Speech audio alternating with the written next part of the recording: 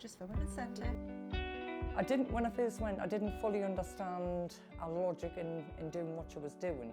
I knew it was to, help with people's mental health, but it's a lot more than that.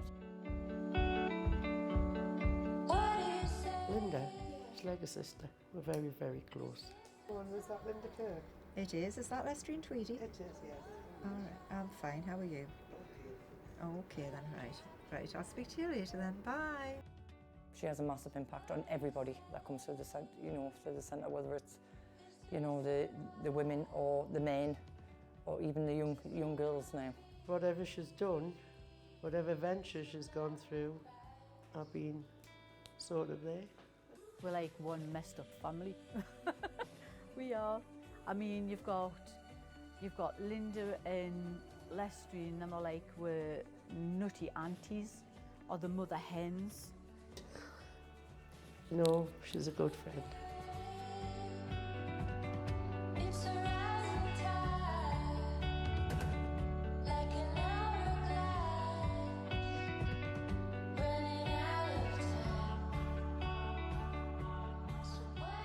In 2011, I opened up the centre for a year. When we first started, we had nothing. We were in an apartment and literally we set away, and by April 2011 we had about 70 women with us.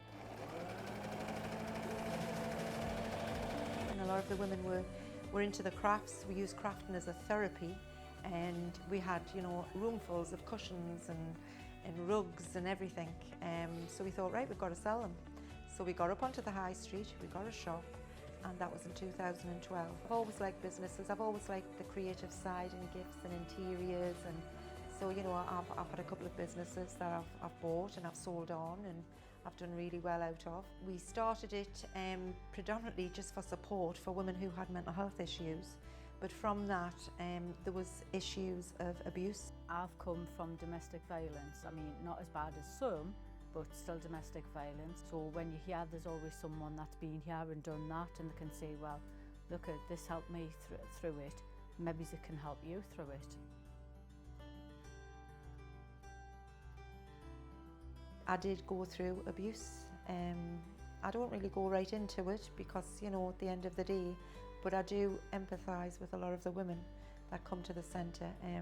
And unfortunately, it was domestic abuse, and it was domestic abuse in those days. If it wasn't here, where would they go?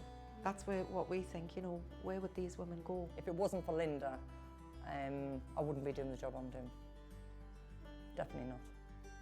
All it is for some people sometimes is just having, the right peers around them.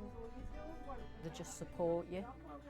So you get a lot of help with this place. Couldn't run the centre without the volunteers. And I think from that very first year, just seeing the commitment that some people had to help others, it's a case of this is where we belong, this is where we are, this is our environment, and it's a case of why not? We can't understand why not help others that's a little bit less fortunate. I couldn't move with my back and everything. I just couldn't move. And Linda, funnily enough, come over.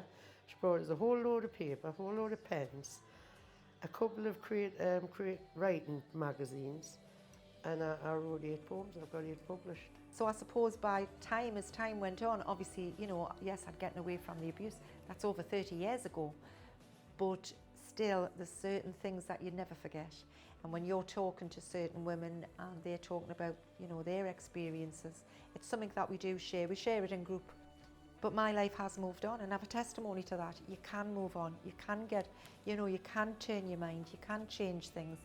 And it's not, all about living as a victim or even a survivor. It's about moving on as an individual person.